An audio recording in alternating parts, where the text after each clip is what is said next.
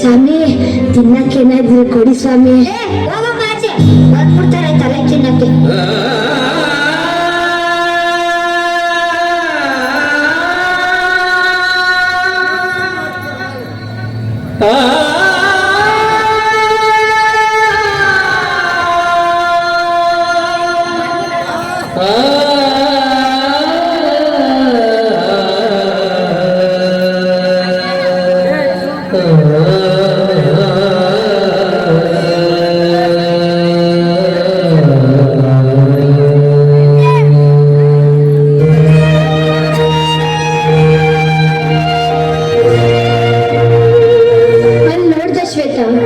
ಒಂದ್ ಕಡೆ ಸಾವಿರಾರು ಜನ ತಿನ್ನೋ ಅನ್ನ ಕಸ ತುಟ್ಟಿ ಪಾಲಾಗ್ತಿದೆ, ಮತ್ತೊಂದ್ ಕಡೆ ತಿನ್ನೋ ಕನ್ನ ಇಲ್ದೆ ಜನ ಹಸುವಿನಿಂದ ಒದ್ದಾಡ್ತಿದ್ದಾರೆ.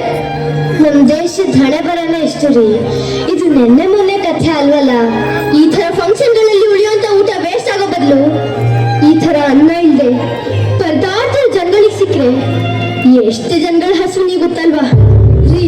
ನೀವ್ ಹೇಳೋ ಮಾತು ಕೇಳಕ್ ಚಂದ, ಆದ್ರೆ ಅದನ್ನ ಮಾಡೋರು ಯಾರು? ಟೈಮ್ ಆಯ್ತು, ನಡೀರಿ ಮನೆಗೆ ಹೋಗೋಣ. ನಿನ್ ಮನೆಗೆ ಹೋಗಿರು, ನನಗೊಂದ್ ಸ್ವಲ್ಪ ಕೆಲಸ ಇದೆ, ಹೊರಗಡೆ ಹೋಗಿ ಬರ್ತೀನಿ. ಸರಿ ಸರಿ, ಮತ್ತೆ ಫ್ರೆಂಡ್ಸ್ ಸಿಕ್ಕಿದ್ರು ಅಂತ ಮಾತಾಡ್ತಾ ಕುತ್ಕೋಬಿಡಿ, ಬೇಗ ಮನೆಗೆ ಬನ್ನಿ. ಆಯ್ತಮ್ಮ, ಆಯ್ತು.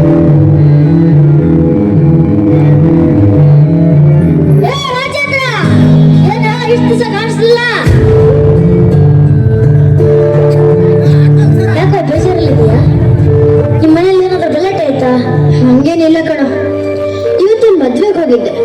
ಅವ್ನು ಮುಂದಿನ ಊಟನ ತಗೊಂಡು ಹೋಗಿ ಕಸ ತೊಟ್ಟಿಗೆ ಸಿಲ್ಬಿಟ್ರು. ಅದ್ನ ನೋಡಿ ಬಹಳ ಬೇಜಾರಾಯ್ತು. ಮಿಕ್ಕಿರೋ ಊಟನ ಕಸ ತೊಟ್ಟಿಗೆ ಎಸದೆ ಮೂಟೆ ಕಟ್ಕೊಂಡು ಮನೆಗೆ ತಗೊಂಡೋಗಾಗುತ್ತಾನೆಯ? ಹಾಗಲ್ಲ ಕಣೋ, ಎಷ್ಟೊಂದ್ ಜನ ಒದ್ದಾಡ್ತಿದ್ದಾರೆ. ಆ ಊಟನ ತಗೊಂಡೋಗಿ ಅವ್ರಿಗಾದ್ರೂ ಕೊಡ್ಬೋದಿತ್ತಲ್ಲ. ಏನೋ ನೀನ್ ತಟ್ಟೆ ತರ ಮಾತಾಡ್ತಾ ಇದೀಯಾ? ಮಿಕ್ಕಿರೋ ಊಟನ ತಲೆ ಮೇಲೆ ಇಟ್ಕೊಂಡು ಹೊಟ್ಟೆಗಿಲ್ದಿರೋ ಬನ್ನಿ ಅಂತ ಕೂಗಿ ಕೊಡಕ್ಕಾಗುತ್ತಾನಯ್ಯ? ಬೇರೆಯವ್ರಿಗೆ ಆಗುತ್ತೋ ಇಲ್ವೋ, ಆದ್ರೆ ಆ ಕೆಲಸನ ನಾನೇ ಮಾಡ್ಬೇಕು ಅಂತ ಅನ್ಕೊಂಡಿದ್ದೀನಿ.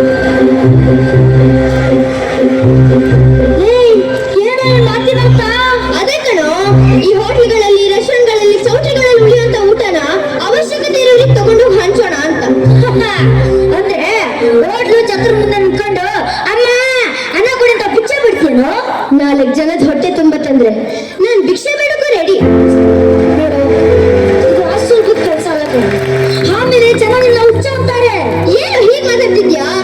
ನಮ್ ದೇಶದಲ್ಲಿ ಹೊಟ್ಟೆಗಿಲ್ದೆ ದಿನ ಎಷ್ಟೊಂದು ಜನ ಸಾಯ್ತಿದ್ದಾರೆ ಅಂತ ಗೊತ್ತಾ? ದಿನಕ್ಕೆ ಎಷ್ಟು ಟನ್ ಊಟ ಕಸ ತೊಟ್ಟಿ ಸೇರ್ತಿದೆ ಅಂತ ಗೊತ್ತೇನಾ? ಅಪ್ಪ, ಈ ಲಕ್ಷ ಕೊಟ್ಟು ಸಾಕು, ನಿನ್ ಕೈ ಮುಗಿತೀನಿ. ಏನೋ ನಮ್ ಫ್ರೆಂಡ್ ಹಾಳಾಗ್ಬಿಡ್ದು ಅಂತ ಬುದ್ಧಿ ಮಾತಾಡ್ದೆ. ನಮ್ಗೆ ಇದು ಮಾಡಕ್ ಬರ್ತಾನೆ, ಆದ್ರೆ ಇನ್ನೇನು ಹಾಳಾಗುತ್ತೆ. ಹೋಗ. ಏನಪ್ಪ ಇದು? ಕೆಟ್ಟದಕ್ಕೆ ಅಂದ್ರೆ ನಾ ಮುಂದು ತಾ ಮುಂದು ಅಂತ ಮುಂದೆ ಬರ್ತಾರೆ, ಆದ್ರೆ 4 ಜನಕ್ಕೆ ಒಳ್ಳೇದ್ ಮಾಡೋಣ ಅಂದ್ರೆ ಒಂದೊಳ್ಳೆ ಮಾತು ಆಡಲ್ಲ ಅಂತಾರಲ್ಲ.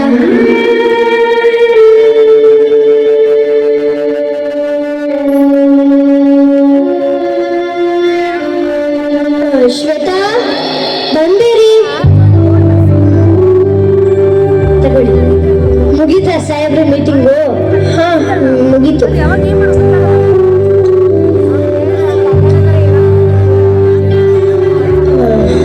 ಶ್ವೇತಾ,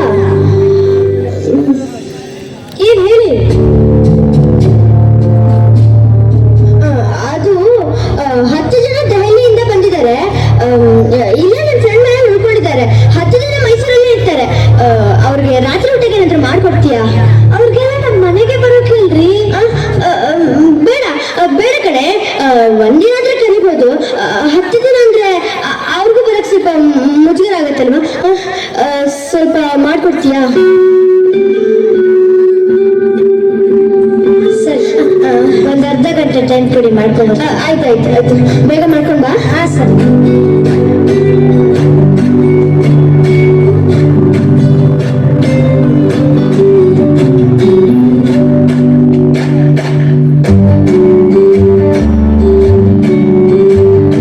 ಶ್ವೇತಾ, ಆಯ್ತೇನಮ್ಮ? ಬಂದಿರಿ, ಬೇಗ ಬಾರಮ್ಮ.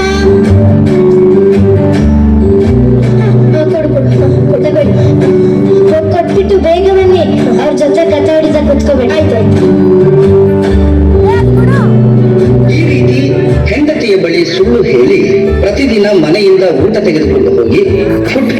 ಆಗಿರುವ ನಿರ್ಗತಿಕರಿಗೆ ಹಂಚುತ್ತಿರುತ್ತಾನೆ. 9 ದಿನಗಳವರೆಗೆ ಈ ವಿಷಯ ಹೆಂಡತಿಗೆ ಗೊತ್ತಾಗುವುದಿಲ್ಲ. ಆದರೆ ಒಂದು ದಿನ ಹೆಂಡತಿಗೆ ಪರಿಚಯಸ್ಥರ ಫೋನ್ ಕಾಲೊಂದು ಬರುತ್ತದೆ.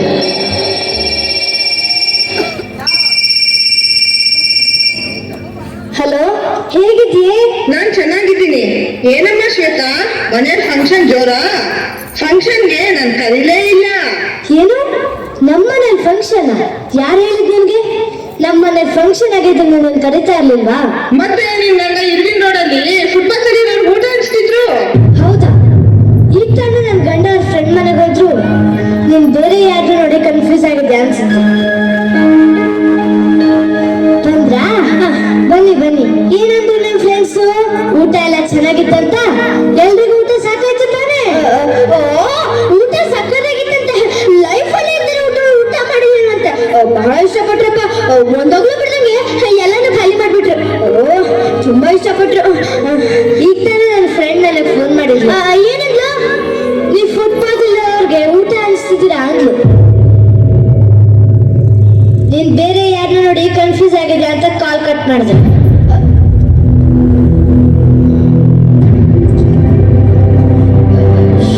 ಶ್ವೇತಾ, ಅದು ನಿನ್ ಫ್ರೆಂಡ್ ಹೇಳಿದ್ ನಿಜ ಶ್ವೇತಾ.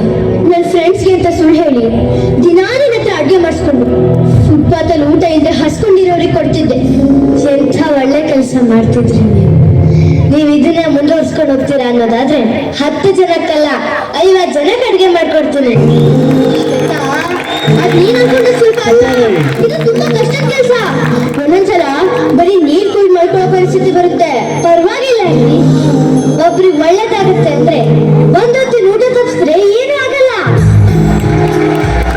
ಹೀಗೆ ಹೆಂಡತಿಯ ಮಾತಿನಿಂದ ಪ್ರೇರಣೆಗೊಂಡ ರಾಜೇಂದ್ರ 2012ರಲ್ಲಿ ಅಕ್ಷಯ ಆಹಾರ ಜೋಳಿಗೆ ಎನ್ನುವ ಸಂಸ್ಥೆಯನ್ನು ಸ್ಥಾಪಿಸಿ ಮೈಸೂರಿನಲ್ಲಿರುವ ಚೌಲ್ಟ್ರಿಗಳ, ರೆಸ್ಟೋರೆಂಟ್ಗಳ, ಹೋಟೆಲ್ಗಳ ಗೋಡೆಗಳ ಮೇಲೆ ಶುಭ ಸಮಾರಂಭಗಳಲ್ಲಿ ಊಟ ಉಳಿದರೆ ದಯವಿಟ್ಟು ಅಕ್ಷಯ ಆಹಾರ ಜೋಳಿಗೆಯ ಈ ನಂಬರ್ಗೆ ಕಾಲ್ ಮಾಡಿ ತಿಳಿಸಿ ಎಂಬ ಭಿತ್ತಿ ಪತ್ರಗಳನ್ನು ಅಂಟಿಸುತ್ತಾರೆ.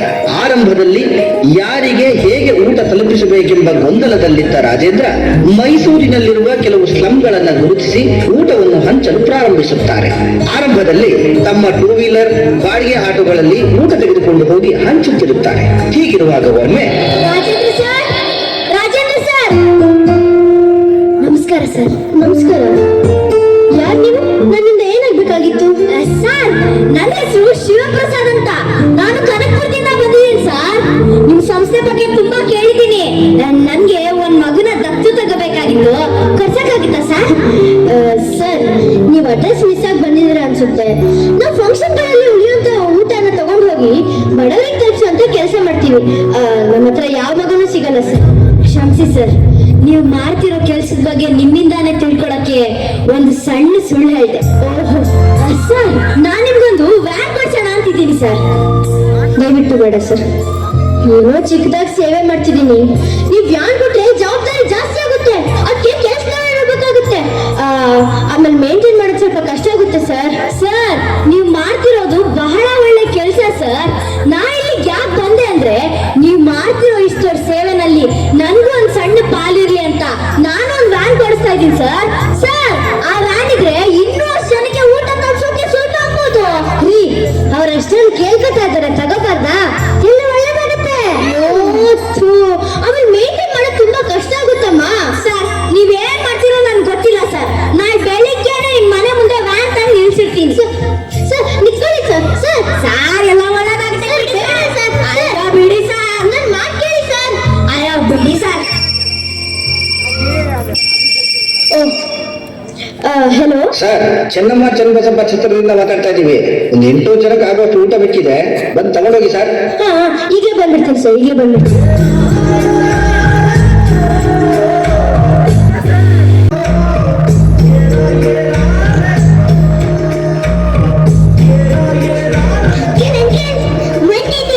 ಸ್ವೀಟ್ ಕಟ್ಟಿದ್ದಲ್ಲ, ಅದು ಬಹಳ ಚೆನ್ನಾಗಿತ್ತು.